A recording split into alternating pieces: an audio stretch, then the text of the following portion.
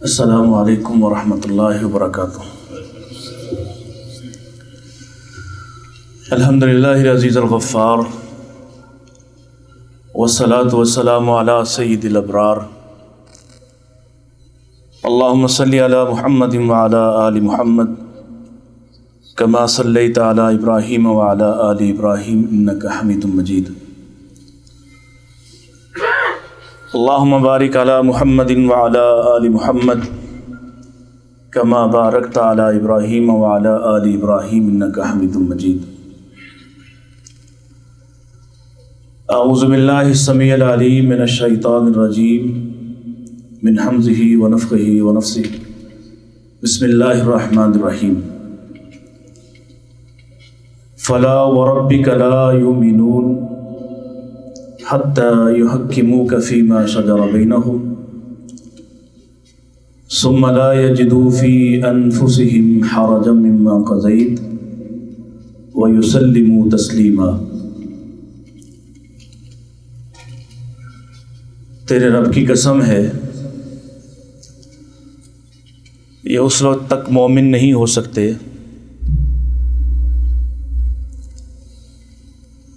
جب تک اپنے باہمی معاملات میں، تنازعات میں، مشاجرات میں تمہیں سرپنچ، فیصل، چیف جسٹس نہیں مان لیتے۔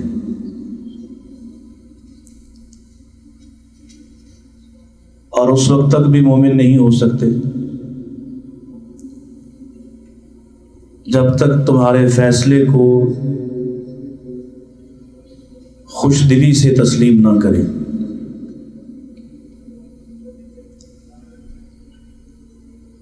اور تمہارا فیصلہ آنے کے بعد جو محبوب کیفیت ہے، جو پسندیدہ صورت ہے، وَيُسَلِّمُوا تَسْلِيمًا، کہ جب تمہارا فیصلہ آ جائے، تمہاری بات آ جائے تو سر تسلیم خم کر دیں۔ حمد و ثنا، درود و سلام کے بعد میں سب سے پہلے نہایت شکر گزار ہوں جالیات والوں کا، امجد بھائی کا، دیگر احباب کا، انہوں نے مجھ جیسے طالب علم کو آپ سے مخاطب ہونے کے لیے وقت دیا۔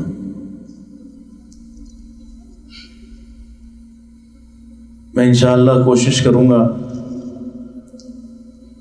کہ اپنے مضمون کے مطابق اپنے وقت میں آپ سے کچھ گزارشات شیئر کر سکوں۔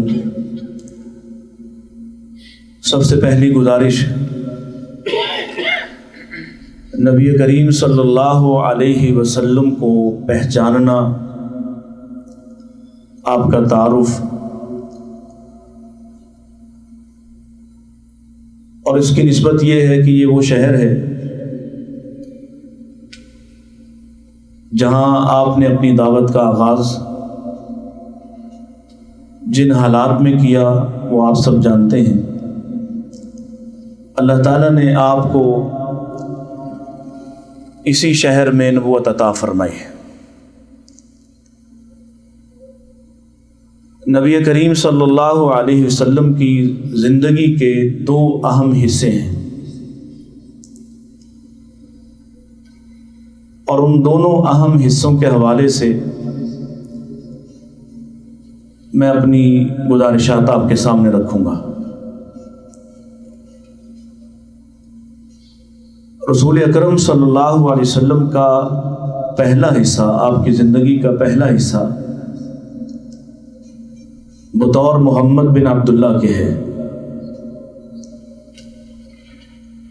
اور دوسرا حصہ محمد رسول اللہ صلی اللہ علیہ وسلم کے حوالے سے ہے۔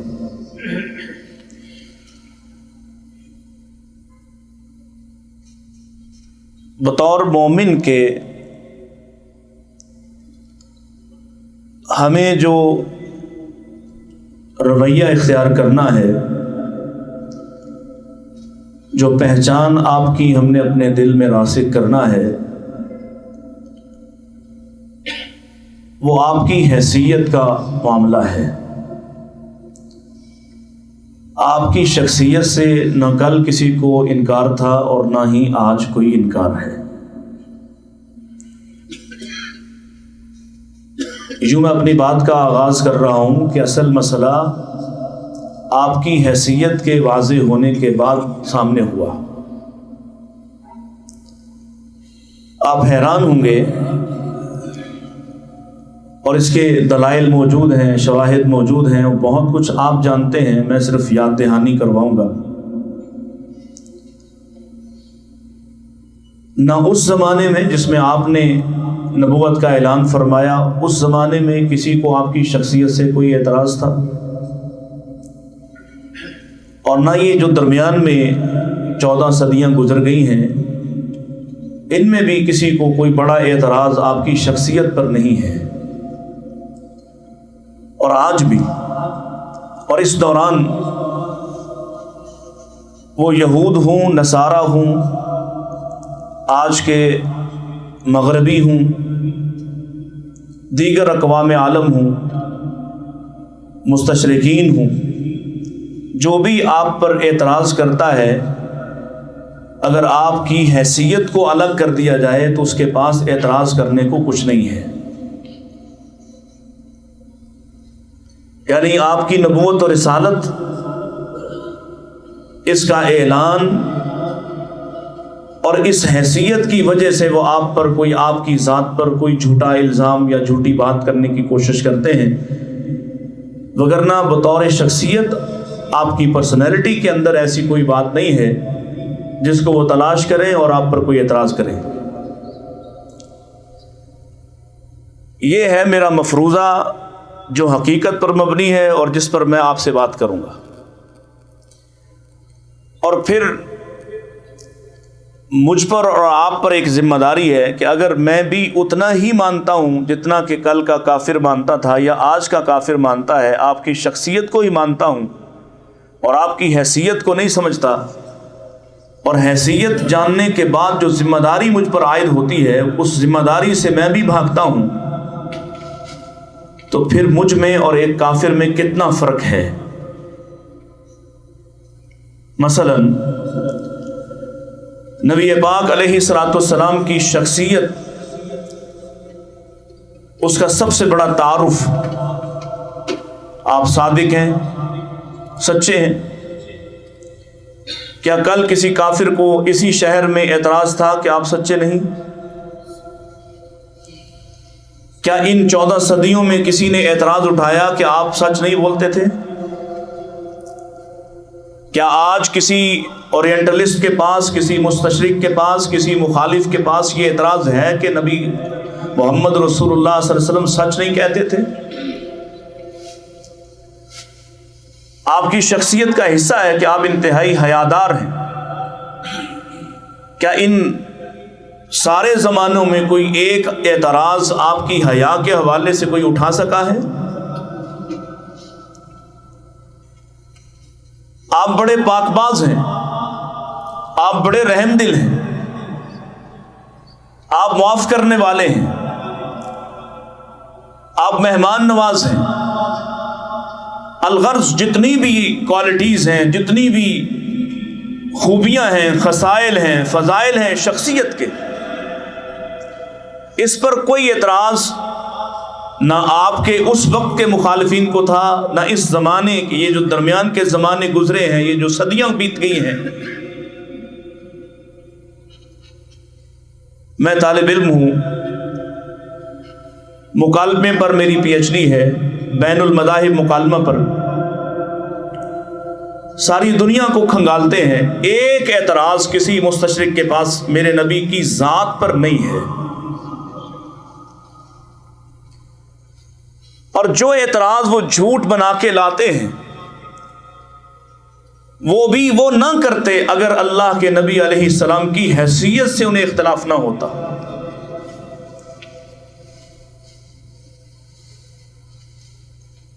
یہ بات آپ کی سمجھ میں آ گئی ہے؟ انہیں تکلیف کیا ہے؟ اگر آپ آج کا مومن یہ سمجھے کہ آپ کی تعریف کرنا، آپ کی شخصیت کے ان پہلوؤں کو مان لینا ایمان لانا ہے، تو اتنا ایمان تو ابو جہل کو بھی تھا، اتنا ایمان تو ابو لہب کو بھی تھا۔ پوچھ لیجیے ان سے، میں شہادتیں پیش کروں گا ابھی آپ کے سامنے، یہ سرزمین گواہ ہے کہ ایسا کوئی اعتراض ان کے پاس نہیں تھا۔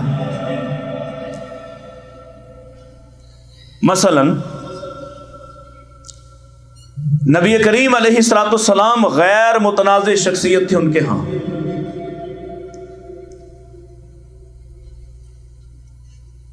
آپ علیہ الصلوۃ والسلام آپ کی جوانی میں قبل از نبوت بیت اللہ کی تعمیر ہوتی ہے۔ میں نے کہا میں صرف یاد کرواؤں گا آپ کو، تعمیر مکمل ہوئی اور کس بات پہ جھگڑا ہے؟ حجر اسود کی تنصیب پر، اور سب کے سب قبائل آپس میں الجھ رہے ہیں کہ ان کا مقام مرتبہ بلند ہے، لہذا ان کا سردار، ان کا سردار، ان کا سردار، فیصلہ کون کرے؟ کا جو شخص پہلے مسجد حرام میں داخل ہوگا وہی فیصل ہوگا۔ اور جیسے ہی رسول اللہ صلی اللہ علیہ وسلم نے اپنا قدم مبارک مسجد حرام میں رکھا اور لوگوں کی نگاہ آپ کے وجود پر پڑی اور آپ کے چہرے انور کو دیکھا تو کیا کہا تھا؟ جاء الامین، امین آ گیا ہے، غیر متنازع شخصیت۔ یہ آپ کے اپنے قبیلے نے نہیں کہا، یہ آپ کے اپنے خاندان نے، بنو ہاشم نے نہیں کہا، یہ سب نے کہا امین آ گیا ہے، اور آپ کی امانت داری پر کسی کو اعتراض ہی نہیں ہے۔ باقی حالانکہ وہ مقابلہ چل رہا تھا، بنو ہاشم کا فرد آتا تو بنو امیہ کو اعتراض کرنا چاہیے تھا کہ ہم نہیں مانتے ان کو، یہ تو بنو ہاشم کے فرد ہیں۔ اور آپ آئے، تشریف لائے، آپ کو یاد ہے اپنی چادر بچھائی، اپنے ہاتھوں سے حجر اسود کو اٹھا کر اس پر رکھا، ان چاروں بڑے قبائل سے کہا اس کو بلند کرو، بلند کیا، اپنے ہی ہاتھوں سے اٹھا کر نصب کر دیا۔ فیصلہ تو یہ کرنا تھا کہ ان میں سے کون اٹھا کر رکھے گا۔ میری بات کو سمجھیں، آنے والے نے فیصلہ یہ کرنا تھا کہ ان قبائل میں سے کس کو یہ حق حاصل ہے کہ وہ اٹھا کر اپنے ہاتھوں سے حجر اسود کو نصب کرے، لیکن آنے والے نے ان سے اٹھوا کر نصب خود کر دیا۔ لائیے ساری سیرت کی کتابوں کو اور کسی ایک کا اعتراض دکھائیے دوسرے خاندانوں میں سے بھی کہ یہ تو بنو ہاشم کا فرد ہے، اس نے اٹھا کر خود ہی رکھ دیا، اس نے تو فیصلہ یہ کرنا تھا کہ کون رکھے گا، اس لیے کہ آپ ان کے ہاں غیر متنازع شخصیت ہے۔ آپ کی ذاتی حیثیت کے حوالے سے کوئی اعتراض نہ تھا، کسی کو اختلاف نہ تھا۔ جس رات آپ اس شہر کو چھوڑ کر نکلتے ہیں اس رات بھی ان کی امانتیں آپ کے گھر میں پڑی تھیں۔ رہا آپ کی زبان مبارک کا اعتماد، تو کتنا اعتماد کرتے تھے؟ اللہ اکبر۔ میں وہاں سے شروع کرتا ہوں آپ کی زبان کا اعتماد، جہاں تک اعتماد رہا اور اس کے بعد اعتماد نہیں کرتے۔ یہاں پاس ہی کوہ صفا پر آپ کھڑے ہوئے تھے،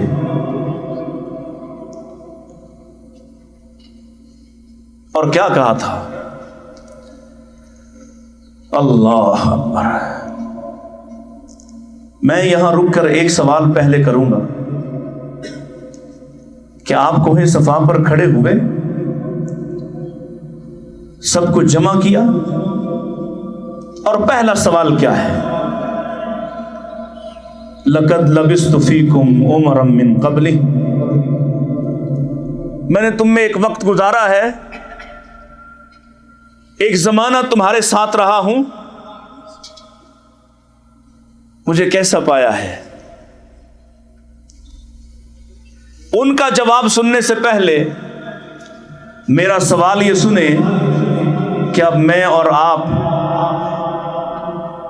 جو پیدائشی مسلمان ہیں، کیا ہم اپنے خاندان محلے دار نہیں؟ کیا ہم 40 سال بعد اپنے خاندان کو جمع کر کے ان کے سامنے اپنا کردار پوچھ سکتے ہیں؟ کیا ہم میں اتنی جرت ہے کہ ہم اپنے خاندان، اپنے رشتہ داروں کو، اپنی برادری، اپنے محلے داروں کو، اپنے دکاندار ساتھیوں کو جمع کر کے کہیں کہ میں نے تمہارے ساتھ 10 سال گزارے؟ ارے 10 سال نہیں، 1 سال ہی کوئی کھڑا ہو کر کہہ دے کہ میں 1 سال گزارنے کے بعد اپنے سارے کافی ساتھ رہنے والے دکانداروں کے سامنے اپنے آپ کو پیش کر کے کہہ سکتا ہوں کہ میں 1 سال تمہارے ساتھ رہا ہوں، بتاؤ کیسا رہا؟ نبی اکرم صلی اللہ علیہ وسلم 40 سال گزارنے کے بعد کھڑے ہیں اور لوگوں سے پوچھ رہے ہیں میں نے تمہارے ساتھ 40 سال گزارے، کیسا پایا ہے؟ اختصار پیش نظر ہے، ایک روایت کے الفاظ کہ ہم نے آپ کو ہمیشہ صادق پایا ہے،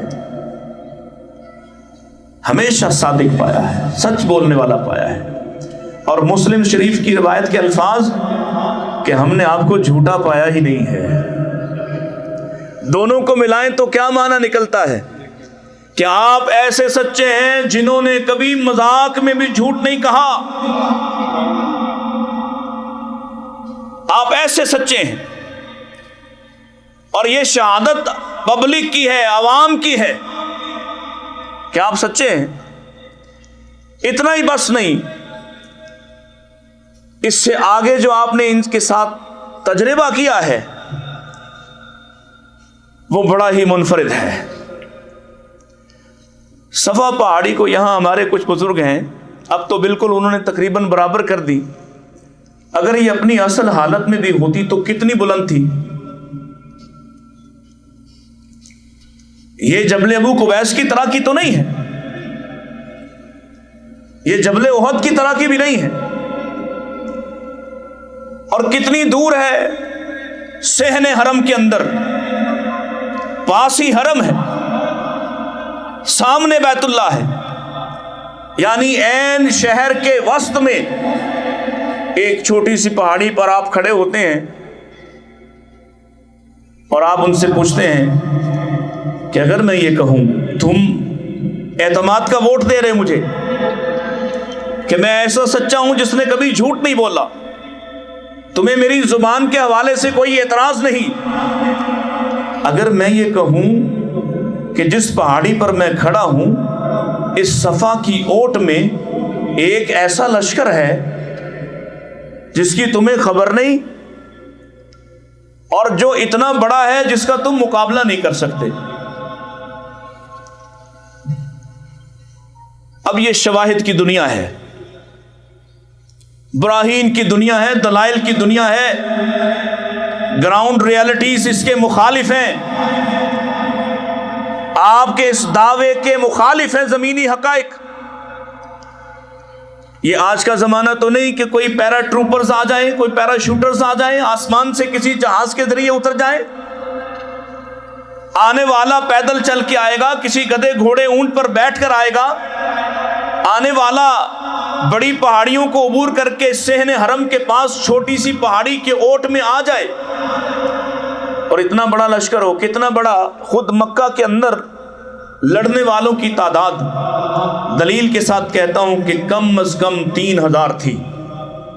دوسری جنگ ہوئی جنگ احد، کوئی بیرونی قبائل آپ ان کے ساتھ نہیں گئے، خود مکہ کے لوگ گئے، کتنی تعداد تھی؟ 3000 سے بڑا لشکر، 3000 لڑنے والوں سے بڑا لشکر کم سے کم 5000 کا تو ہوگا جس کی آپ بات کر رہے۔ سچ بتائیں کہ اب 5000 بندہ صفا پہاڑی کے پیچھے چھپ سکتا تھا؟ اور کیا کوئی 5000 کا لشکر اس زمانے میں آ جائے بیت اللہ کے آس پڑوس میں آ جائے اور کسی کو کانوں کان خبر نہ ہو، یہ ہو سکتا تھا؟ کیا کہنا چاہیے تھا مکے والوں کو کہ یہ تو بات ہی ناممکن سی ہے، یہ کیسے ہو سکتا ہے؟ نہیں، کیا کہا انہوں نے کہ زمینی حقائق تو اس کے مخالف ہیں، شواہد اس کے خلاف ہیں، گراؤنڈ ریالٹی بالکل مختلف ہو سکتی ہے، لیکن دعویٰ اگر آپ کا ہو تو ہم مان لیں گے کہ ایسا ہی ہے، ہمیں اعتراض نہیں یہ بات ماننے میں۔ کیوں؟ کہ آپ کی زبان سے کبھی جھوٹ نکلا ہی نہیں ہے۔ اب اتنی بڑی بات مان لیتے ہیں۔ اب آئیے اگلی بات، یہاں تک آپ کی شخصیت پر اعتماد تھا، اب اس کے بعد آپ نے اعلان نبوت فرمایا اور فرمایا میں اللہ کا رسول بن کر آیا ہوں تمہاری طرف، تم اتنی بڑی بات مان لیتے ہو تو یہ بھی مان لو کہ میں تمہارے پاس اس وحدہ لا شریک کی وحدت کی گواہی دینے آیا ہوں اور تم سے گواہی لینے آیا ہوں۔ ابھی ایک لمحہ پہلے آپ پر اعتماد کرنے والے، آپ کی حیثیت جاننے کے بعد، آپ کی حیثیت سمجھ آنے کے فوری بعد، وہی لوگ کیا کہتے ہیں؟ اللہ اکبر۔ پھر سمجھیے میری بات کو، اگر یہ بات آپ کو سمجھ آئی تو ایک بہت بڑا مسئلہ حل ہو جائے گا۔ انہیں آپ کے صفا پہاڑی پر چڑھ کر صفا کے پیچھے لشکر کہہ دینے پر بھی اعتراض نہیں ہے، تو لا الہ الا اللہ کہنے پر کیوں اعتراض ہوا؟ کیا وہ توحید کے کلی طور پر منکر تھے؟ ہرگز نہیں۔ کیا وہ نہیں جانتے تھے کہ اللہ ایک ہے؟ اٹھاؤ قرآن کو، وَلَئِن سَأَلْتَهُم مَّن خَلَقَ السَّمَاوَاتِ وَالْأَرْضَ۔ اے میرے حبیب، آپ ان سے سوال کریں کس نے بنایا زمین و آسمان کو، کیا کہیں گے؟ لا یقولن اللہ، اللہ نے بنایا ہے۔ اللہ کی وحدت اور توحید کے قائل تھے۔ کون سا شرک کرتے تھے جو آج پاکستان میں دندناتا پھرتا ہے، جو آج دنیا کے مختلف ممالک میں کیا جاتا ہے؟ خالق کو بھی مانتے ہیں اور استغاثہ بھی کسی اور سے کرتے ہیں، خالق کو بھی مانتے ہیں اور کسی اور کو اختیار بھی دیتے ہیں۔ یہی مسئلہ تھا، بولیے، یہی مسئلہ تھا۔ آپ نے پہلے وہ بات پوچھی ہے جو ناممکن ہے، اس پر آپ پر اعتماد کرتے ہیں۔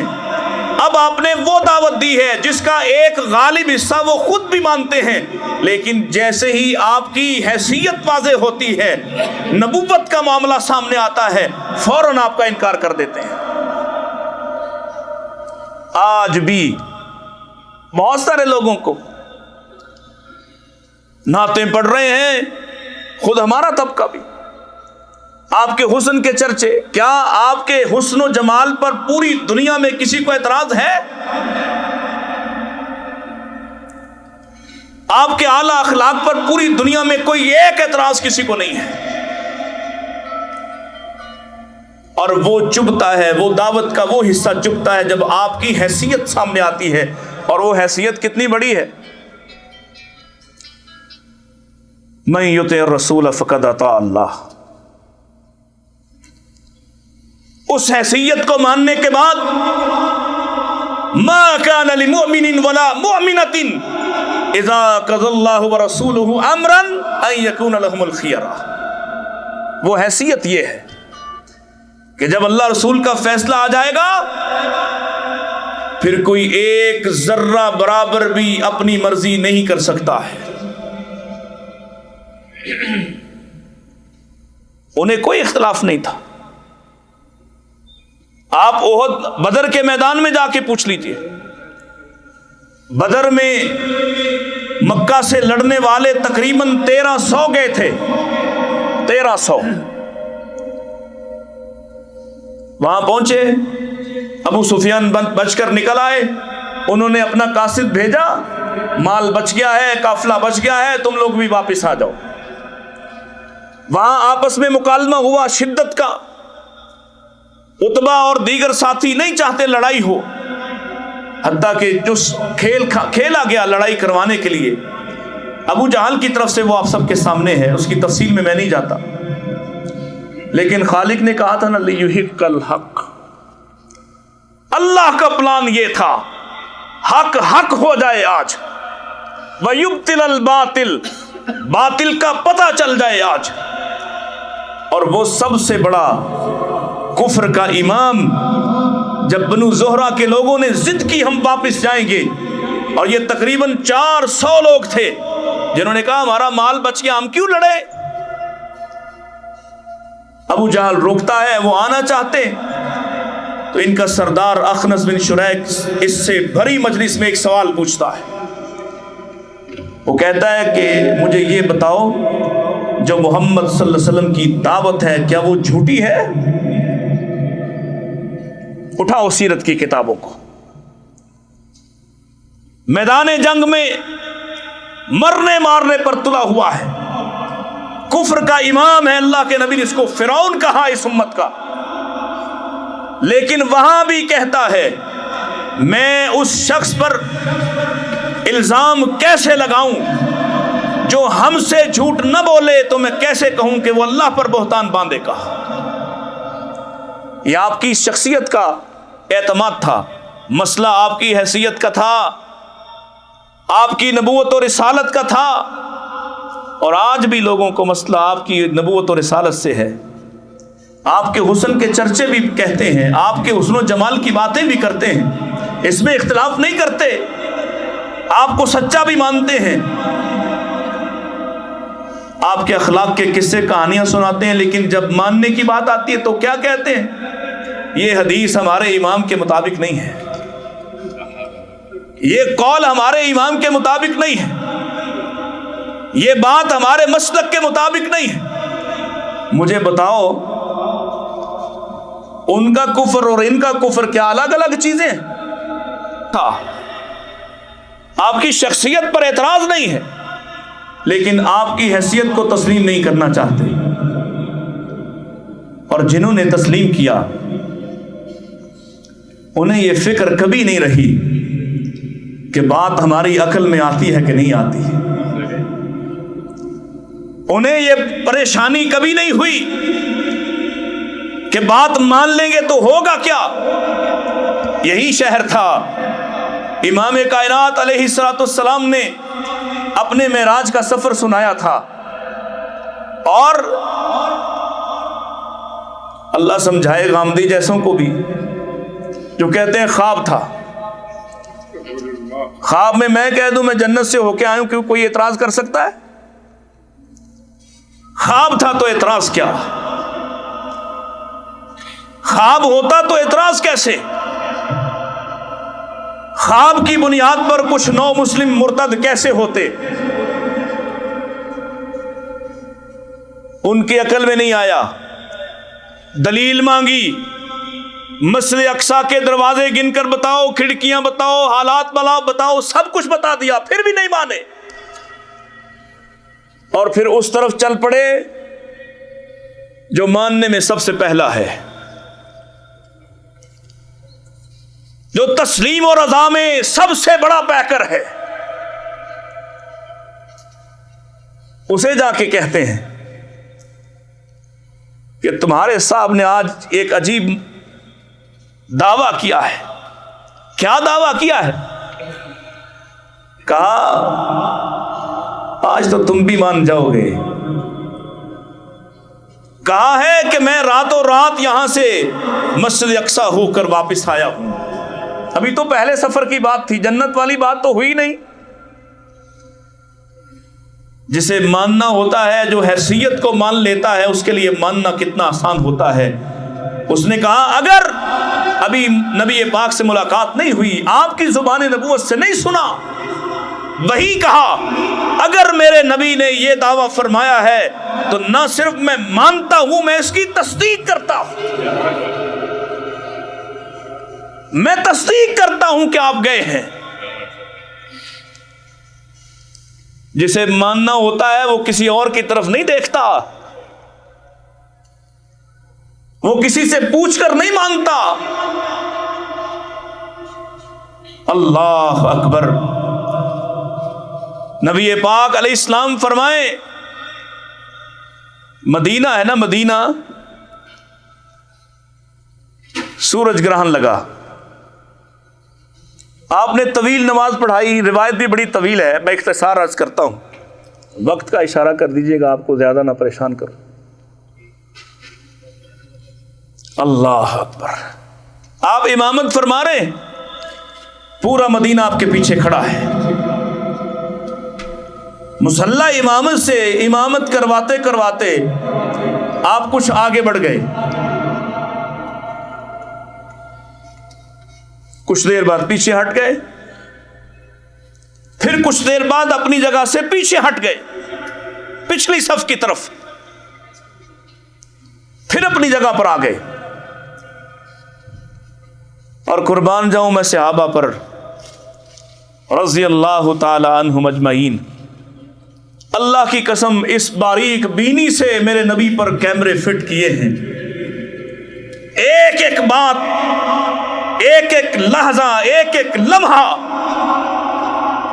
میرے آقا کی مسکراہٹ، میرے آقا بیٹھے ہیں تو بیٹھے ہوئے کیا بیان کیا ہے، ٹیک لگا کر کیا بیان کیا ہے، ٹیک چھوڑ کر کیا بیان کیا ہے، آپ مسکرائے تو کس حد تک مسکرائے، مسکرائے تو دانت مبارک کہاں تک نظر آئے۔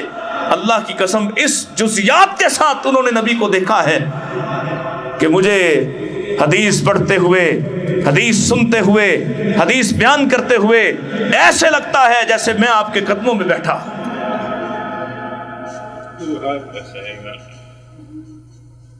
آقا آج تک ایسا ہوا نہیں ہے کہ آپ مصلی سے کبھی آگے بڑھ جائیں، کبھی پیچھے ہٹیں، قصہ کیا ہے؟ اور آپ نے کیا فرمایا؟ فرمایا حالت امامت میں، حالت قیام میں میرے سامنے جنت کو لایا گیا، صحیح حدیث، اور جنت کے جھکے ہوئے پھلوں کے خوشے اس قدر دل فریب تھے، میرا دل چاہا کہ میں اس کو توڑ لوں۔ ذرا رکیے، کس کا دل چاہا؟ بولیں ذرا، یہاں بولنے پر پابندی تو نہیں نا؟ کس کا دل چاہا؟ کون؟ جسے دنیا میں کسی چیز کا کوئی لالچ نہیں ہے، جس کا دل اس قدر سیر ہے، وہ دوسروں کو کھلا کر راضی ہوتا ہے، دوسروں کو پلا کر راضی ہوتا ہے، جسے اللہ نے لالچ سے پاک پیدا کیا ہے۔ وہ فرماتے ہیں میں نے جنت کے جھکے ہوئے خوشوں کو دیکھا تو دل چاہا کہ آگے بڑھ کر توڑ لوں، اور میں آگے اسی لیے بڑھا تھا۔ جو جنت میرے نبی کو بھی اپنی طرف راغب کر لیتی ہے، وہ جنت کتنی اعلیٰ ہوگی۔ اللہم اجعلنا منہم، اللہ ہمیں اس میں داخل فرما دے۔ فرمایا جب میں آگے بڑھا تو مجھ سے پیچھے ہٹا لی گئی، اور اے میرے صحابہ اگر میں توڑ لیتا تم کھاتے رہتے، قیامت آ جاتی، وہ خوشہ ختم نہ ہوتا۔ پھر میں اپنی جگہ پر آ گیا، کچھ دیر بعد جہنم میرے سامنے لائی گئی، اور جہنم سامنے اس قدر آئی کہ میں نے اس کی شدت سے، اس کی گرمی سے گھبرا کر پیچھے ہٹنا چاہا۔ وہ اس قدر میرے قریب لائی گئی کہ میں نے فلاں فلاں قسم کے لوگوں کو اس میں جلتے ہوئے دیکھا۔ اللہ اکبر۔ حدیث مکمل ہو گئی، نماز مکمل ہوئی، حدیث مکمل ہوئی، سوال جواب بھی مکمل ہو گیا۔ ماننے والے کیسے ہوتے ہیں؟ کوئی ایک بھی ایسا نہیں جس نے یہ اعتراض اٹھایا ہو آقا ہم آپ کے 3-4 فٹ پیچھے کھڑے تھے، آپ ہی نے فرمایا کہ جنت کی عورت اگر اپنی اوڑھنی لہرا دے تو زمین معطر ہو جائے۔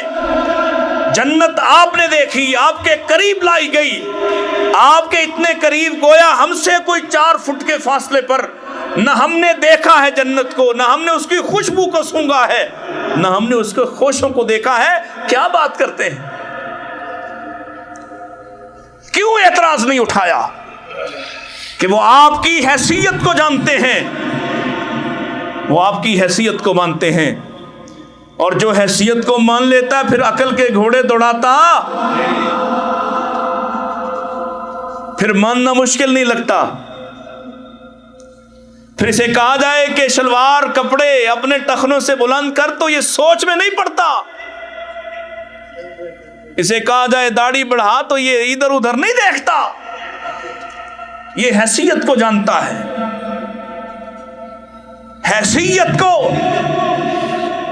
کسی نے یہ اعتراض نہیں اٹھایا کہ آپ نے فرمایا تھا کہ جہنم کے اندر اگر سوئی کے ناک کے جتنا اگر سوراخ کر دیا جائے، زمین پر سبزہ راکھ ہو جائے، ختم ہو جائے، سب جل کر راکھ ہو جائے۔ آپ فرماتے ہیں جہنم آپ کے قریب لائی گئی، آپ گھبرا کر پیچھے ہٹے۔ ہم بھی تو آپ کے پیچھے کھڑے تھے، ہم نے تو اس کی حدت کو محسوس نہیں کیا۔ 4 فٹ کے فاصلے پر کوئی اعتراض نہیں اٹھایا، اس لیے کہ وہ آپ کی حیثیت کو جانتے تھے۔ جس دن مسلمانوں نے، آج کے مسلمانوں نے آپ کی حیثیت کو جان لیا دل سے، یہ مولویوں کو وعدے نہیں لینا پڑیں گے کہ تم شلوار صحیح کرو، کپڑے صحیح کرو، اللہ کی قسم ہے۔ وہ سامنے سے گزرا تھا، میرے آقا نے اپنی مجلس میں اس کو دیکھا تھا، اور آپ نے جانے والے پر تبصرہ فرمایا، فرمایا یہ خریم اسدی آدمی بڑا اچھا ہے، آدمی بڑا اعلیٰ ہے، یہ نوجوان بڑا کمال کا ہے، اگر اس میں 2 خامیاں نہ ہوتی۔ کون سی خامی؟ فرمایا ایک اس کے بال بڑے لمبے ہیں، ہے نا جی آج کل بال بڑے لمبے، اس کے بال کاشکانوں کے برابر ہوتے۔ دوسری، اس کا ازار بند زمین پہ گھسٹ رہا ہے، اس کے ٹخنوں سے بلند ہوتا۔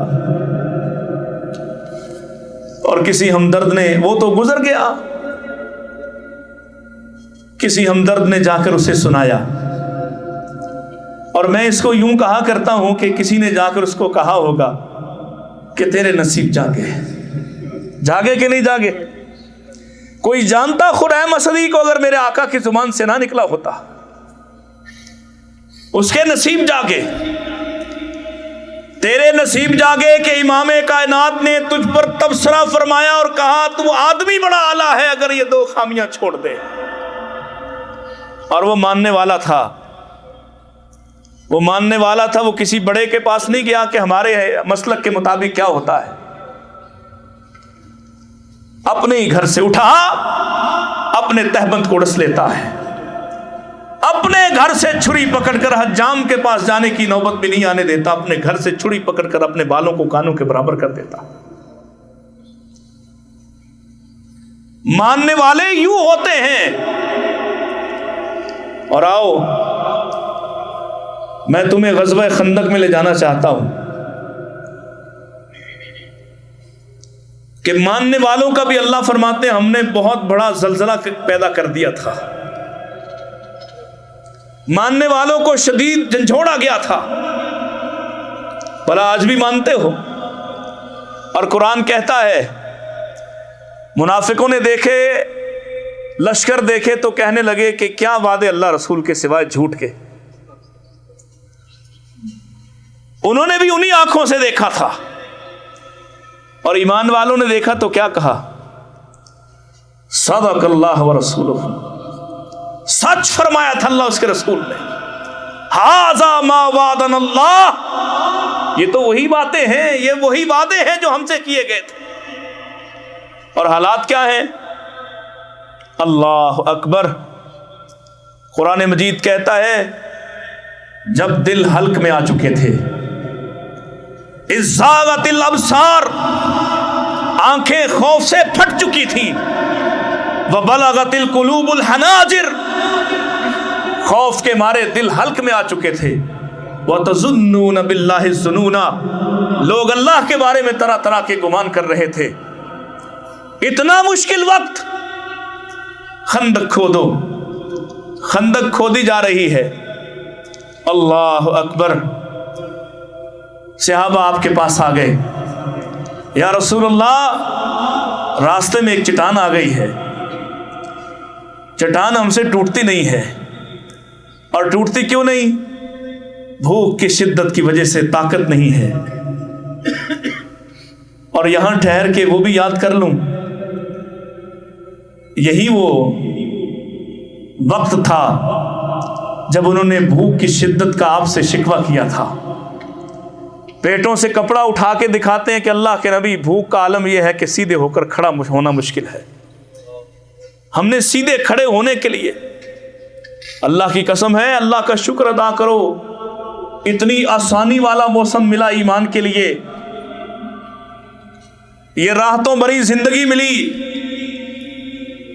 ایمان کی آزمائشیں کیا ہوتی ہیں صحابہ سے پوچھو، سیدھے کھڑا ہونا مشکل ہے، یا رسول اللہ پیٹ پہ پتھر باندھے ہوئے ہیں، پیٹوں سے کپڑا اٹھا اٹھا کے دکھاتے ہیں، اور یہ پہلا موقع تھا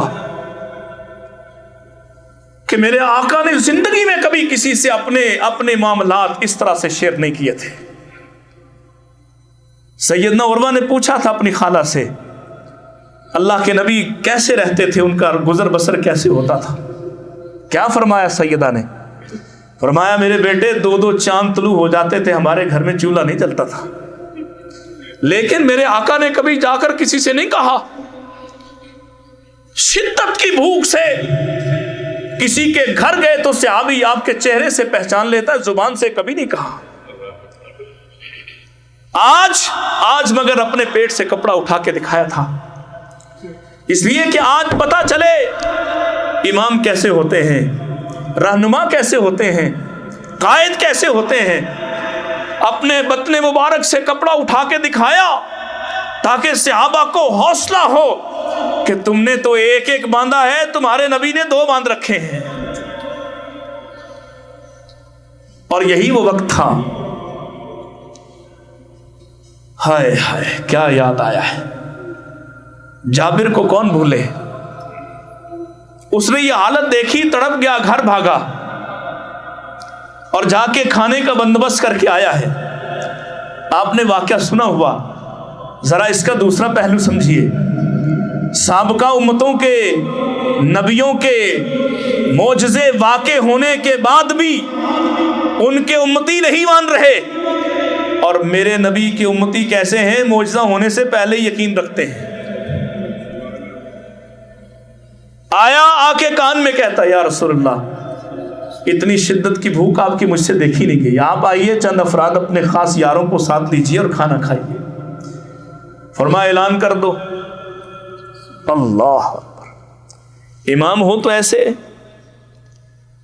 یہ کسی گدی نشین کی طرح کسی بند کمرے میں کھانا نہیں کھاتے، اپنے لیے الگ اور دوسروں کے لیے الگ نہیں پکواتے۔ فرمایا اعلان کرو۔ گھبرائے میں سوچتا ہوں تخیل کی آنکھ سے، گھبرائے جابر نے اعلان کیا ہوگا کہ کھانا تو 4-8 کا ہے اور دعوت 1400-1600 کو دے رہا، دعوت دی، اب انتظام کے لیے گھر جاتا ہے، گھر جا کے بیوی سے بات ذکر کرتا اپنی گھبراہٹ، اور بیوی ایمان والی ہو۔ میں نے لاہور میں ایک جگہ کہا کہ ایمان والی ہو تو آتے ہی ایمان کو اور مضبوط کر دیتی ہے، اور ایمان والی نہ ہو تو گھر داخل ہوتے ہی سارا ایمان چھین لیتی ہے۔ گھر گیا پریشان، کیوں پریشان؟ دعوت تو 4 کی کرتی تھی، 8 کو بلانا تھا، وہاں 1600 آ رہے ہیں، 1400 آ رہے ہیں۔ کہا تم نے دعوت کس کو دی تھی؟ نبی پاک کو۔ تو باقیوں کو دعوت کس کے کہنے پہ دی ہے؟ نبی پاک کے کہنے پر۔ پھر گھبراتے کیوں ہو؟ پھر پریشان کیوں ہو؟ آقا نے پیغام بھیجا میرے آنے سے پہلے نہ آٹا پکایا جائے گا، نہ ہنڈیا کو الٹا جائے گا، کھولا جائے گا۔ آپ آئے ہیں، آپ نے اپنا لعاب مبارک ڈالا ہے، مجھے بتاؤ ماننے والا کیسا عظیم تھا جس نے پلٹ کے سوال نہیں کیا آقا یہ اتنے سے سالن سے میں کیسے 1400 کو کھلاؤں گا؟ آپ کہتے ہیں 10 کو بلاتا جا، کھلاتا جا۔ اس نے پلٹ کے سوال نہیں کیا، اس نے 10 کو بلانا شروع کیا، کھلاتا گیا کھلاتا گیا کھلاتا گیا، اور خود ہی نتیجہ بیان کرتا ہے سب کے سب کھا گئے، کھانا وہی کا وہی ہے۔ اعتماد کیا ہے؟ یہ آپ کی حیثیت کا اعتماد ہے۔ آئیے پھر واپس خندق پر۔ آقا گئے، اپنے ہاتھ میں کدال پکڑی، اس چٹان پر ماری، اس سے چنگاری بلند ہوئی۔ کیا فرمایا تھا؟ تمہیں مبارک ہو، شام اللہ نے فتح کر دیا۔ تمہیں مبارک ہو، جزیرہ فتح ہوا۔ تمہیں مبارک ہو، مدائن تمہاری جھولی میں آ گرا۔ کن سے کہا جا رہا ہے؟ جنہوں نے پیٹوں پہ پتھر باندھے ہیں۔ کن سے کہا جا رہا ہے؟ سمجھیے میری دلیل کو۔ کن سے کہا جا رہا ہے؟ جو چاروں طرف سے گھرے ہوئے ہیں، سامنے بہت بڑا لشکر، ایک ہی طرف جائے فرار وہاں لشکر، پیچھے یہودیوں کی بدعہد قبیلہ، اندر منافقین کی سازشیں۔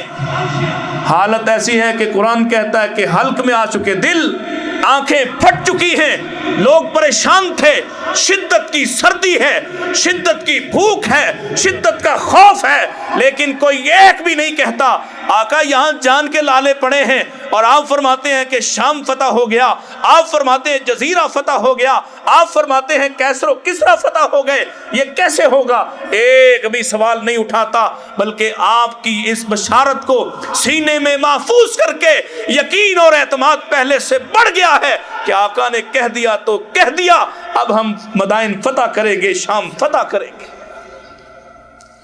ماننے والے ایسے ہوتے ہیں، اور جنہوں نے نہیں ماننا ہوتا، کچھ ان کا بھی حال سنا دیں۔ میں کل یہاں حرم میں اذان کے بعد نیند کا جھونکا آیا، اللہ اکبر، لگا کہ شاید اب وقت کم ہے، میں نے جلدی جلدی 2 رکعت شروع کر دی۔ اللہ کے رسول صلی اللہ علیہ وسلم یاد آئے۔ آپ آئے نا اپنی مسجد میں، تو آپ نے دیکھا کہ لوگ باتوں میں مصروف ہیں، صحابہ گپ شپ کر رہے ہیں نبی پاک کے انتظار میں۔ آپ اپنے گھر سے باہر نکلے اور بلند آواز سے فرمایا صلو قبل المغرب، صلو قبل المغرب، صلو قبل المغرب، 3 مرتبہ کہہ کے فرمایا لمن شاء، جو چاہے وہ پڑھ لے، لازم نہیں کی۔ لیکن کیسے لازم ہوئی؟ نبی پاک کی زبان سے 3 مرتبہ نکلا تھا، تو صحابہ نے لازم کیسے کر لی؟ صحابی کہتے ہیں اللہ کی قسم ہم دھوکے میں پڑ جاتے، پریشان ہو جاتے، کبھی آتے نا مسجد میں اذان کے بعد پوری مسجد کھڑی ہوتی، نماز پڑھ رہی ہوتی، ہمیں ایسا گمان ہوتا شاید جماعت ہو گئی ہے، جماعت کے بعد لوگ نماز پڑھ رہے ہیں، اتنی روٹین سے پڑھی جاتی تھی۔ اب آئیے جنہوں نے اپنے اماموں کو آگے کیا اور نبی پاک کی حیثیت پر اعتراضات اٹھائے، زبان سے نہیں اپنے قلم سے، کلمہ اسی کا پڑھا، اور کہتے ہیں یہ جائز نہیں ہے۔ کیوں بھائی؟ اس لیے کہ مغرب کا وقت کم ہوتا ہے، یہ 2 رکعت پڑھی تو مغرب کا وقت چلا جائے گا۔ جسے حوالہ چاہیے ہوگا مجھے بتا دے، امجد صاحب کو بھیج دوں گا۔ لکھا انہوں نے یہ جائز نہیں ہے۔ کیوں جائز نہیں ہے؟ کہتے ہیں کہ وقت کم ہے۔ اچھا، یہ وقت کی کہانی تم پر نازل ہوئی؟ کس پر دین اترا ہے؟ کس پر اترا کہ مغرب کا وقت کتنا ہوتا ہے؟ किसे खबर की गई कि कहां तक अव्वल वक्त होता है। ये मैंने एक मिसाल आपको पेश की है कि इधर अजान, इधर ला इलाहा इल्लल्लाह मुअज्जिन के मुंह में होता है, उधर अल्लाह अकबर हो जाता है। क्यों? हदीस की मुखालफत करना है। क्यों मुखालफत करना है? नबी पाक की हैसियत को नहीं समझा। आपकी हैसियत को समझता तो ऐसे एतराजात उठाता। बच्चे की इमामत के मसले पर आ जाए, क्यों लिखा इन्होंने? क्यों कहा कि बच्चे की इमामत हमारे मजहब में जायज नहीं है, जबकि हदीस कहती है कि 7 साल के बच्चे ने नमाज पढ़ाई? सबब क्या है? वही सबब है जो कल काफिरों के गले में अटक गया। अल्लाह के नबी की हैसियत जानने के बाद उसको मानने को तैयार नहीं है। हैसियत मानने के बाद इख्तियार रहता कब है? और कौन से इमाम है जिन्होंने कहा कि सही हदीस मिल जाए तो फिर भी मेरी बात मानना? किसी एक का कॉल पेश कर दो। किसने कहा कि वो तो वो हैं कि जो आ जाएं जिस मजलिस में वो हूं, उनके होते हुए किसी और की इमामत नहीं चल सकती, उनके होते हुए किसी और की बात नहीं चल सकती। उनकी मजलिस में सैयदना उमर इब्न अल-खत्ताब रज़ी अल्लाह ताला अन्हु तौरात के औराक सिर्फ तजस्सुस के लिए पढ़ रहे थे, और अल्लाह के नबी ने फरमाया आज अगर मूसा भी आ जाए तो उन्हें भी मेरी इत्तिबा करना पड़ेगी। उनके होते हुए ये कैसे हो सकता है? और आइए अब अपनी तरफ आखिरी चंद लम्हों में मैं अपने आप से और आपसे सवाल करता हूं, नबी पाक की हैसियत को जानने के बाद क्या मैं अपनी मर्जी का किरदार इख्तियार करूंगा? क्या मैं अपनी दुकानदारी अपनी मर्जी से करूंगा? क्या मेरा लिबास मेरी मर्जी का होगा? क्या मेरे घर वालों के मामलात मेरी मर्जी के होंगे? मेरी बीवी अगर पर्दा नहीं करना चाहती तो मैं उसकी मर्जी पे छोड़ दूंगा? मेरी बेटी अगर हिजाब नहीं पहनना चाहती तो छोड़ दूंगा? मेरा बेटा नमाज पढ़ना नहीं चाहता तो छोड़ दूंगा? कलमा पढ़ने के बाद ये इख्तियार रहता है। बोले कारोबार अपनी मर्जी का, शादियां अपनी मर्जी की, मामलात अपनी मर्जी के, और आगे वो मैंने नाम लिया उस जैसे बदबख्त जो आके कहते हैं कि ये शरीयत नहीं है, ये शरीयत नहीं है, ये तो रिवाज था उनका, ये तो कल्चर था। अल्लाह की कसम है रसूलुल्लाह सल्लल्लाहु अलैहि वसल्लम कायनात में वो वाहिद हस्ती हैं जिनका एक एक लफ्ज दीन है, दीन है, दीन कायनात में और दूसरा कोई नहीं। बतलाओ भला दीन के मुताबिक सोना किसका सोना है? किसका सोना दीन है? बोलते जाएं जरा ताकि सबक पक्का हो जाए। कौन है जिसका चलना दीन है? कौन है जिसका बैठना दीन है? कौन है जिसका खाना दीन है? जिसका पहनावा दीन है? वो इतना आला है। आपकी मजलिस में आप हज के तरीके सिखा रहे हैं ना, मस्जिद नबवी में हज करना था, उस हदीस को याद कीजिए कि ये गांव का चौधरी है ना, बड़ा आदमी है, थोड़ा सख्त मिजाज भी है, तुंद खूब भी है। यही है जिसने कहा था कि आप हसन को चूम रहे, मेरे 10 बेटे, मैंने कभी किसी को प्यार नहीं किया। थोड़ा तुंद खू है, गांव का रहने वाला है। अकरा बिन हाबिस तमीमी इसका नाम है। अल्लाह के नबी फरमा रहे हैं खुजू अन्नी मनासिकाकुम, मुझसे हज के तरीके सीखो।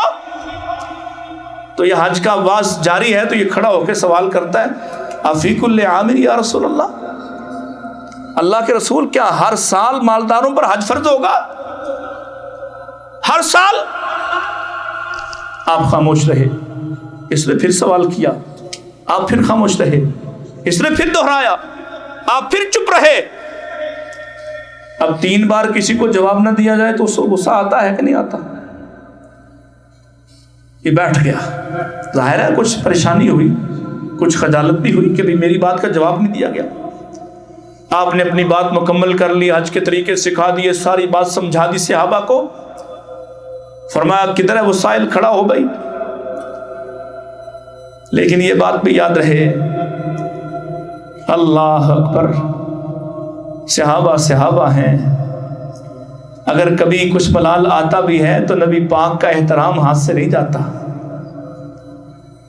کھڑا ہوا لبیک و سعدیک یا رسول اللہ، حاضر اللہ کے نبی، میری خوش بختی کہ آپ نے میری طرف توجہ فرمائی۔ فرمایا تو نے کیا پوچھا تھا؟ افی کل عام یا رسول اللہ، اللہ کے نبی کیا ہر سال حج فرض ہوگا؟